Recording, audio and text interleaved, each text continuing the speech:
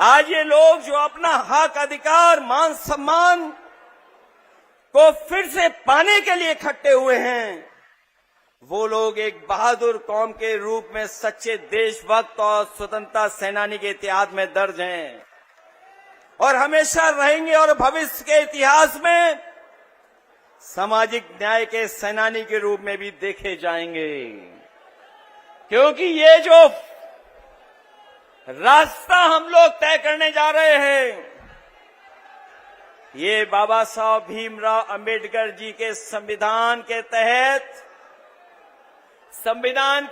जो हमें अधिकार है, जो हमें सम्मान मिलना चाहिए, वो अधिकार और सम्मान के रास्ते पर ये पीडीए सरकार सामाजिक न्याय के राज की स्थापना के लिए हम लोग आगे बढ़ने का काम करेंगे।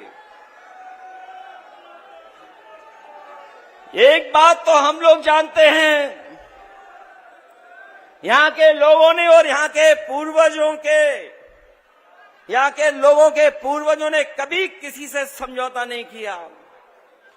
अगर कभी अपने मान सम्मान की बात आई होगी तो अपना सब कुछ लुटा दिया होगा, त्याग कर दिया होगा, लेकिन अपने मान सम्मान से समझौता उन्होंने कभी नहीं होने दिया।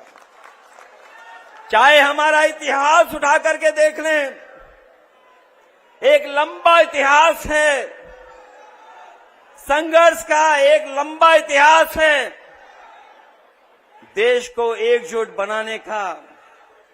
इसलिए याद रहे, ये स्वाभिमान की धरती है जिसकी हुंकार से पृथ्वी हिलती है।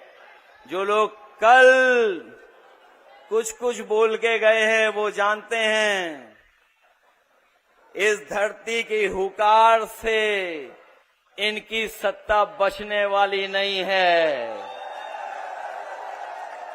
लोग कहते हैं कि नोएडा में हम लोग नहीं आते हैं,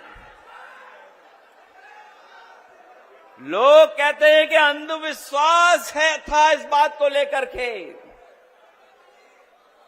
लेकिन हम उनको बता देना चाहते हैं कि दोनों लोग मिलकर के भी अपने कार्यकर्ताओं के घर पर इतनी चाय नहीं पी होगी जितना हमने अकेले अपने कार्यकर्ताओं के घर पर जाकर के चाय पी करके उनको सम्मान देने का काम किया है। और इस नोएडा के विकास के लिए समाजवादियों का योगदान कोई भूल नहीं सकता है। वो लोग वो भी भूल गए कि जिस मेट्रो में बैठ करके उन्होंने उद्घाटन किया था,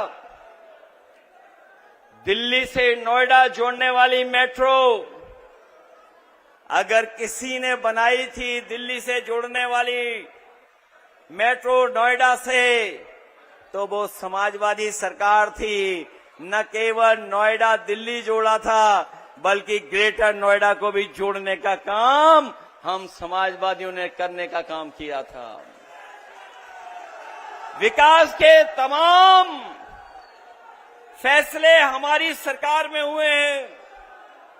जो लोग ये दावा कर रहे हैं फ्रेट कॉरिडोर बन जाने से ईस्ट वेस्ट एक जगह जुड़ गई है, अगर ईस्ट वेस्ट फ्रेट कॉरिडोर को और डीएमआईसी के गठन को और नोएडा, ग्रेटर नोएडा और आसपास के जिलों के विकास को आगे बढ़ाने का अगर किसी ने काम किया था तो वो समाजवादी लोग थे, समाजवादी सरकार थी। एक बात तो हम और आप सब जानते ही हैं कि धरती पे सबसे ज्यादा झूठ बोलने वाली अगर कोई पार्टी है तो उसका नाम नहीं लेना है, आप सब जानते हो।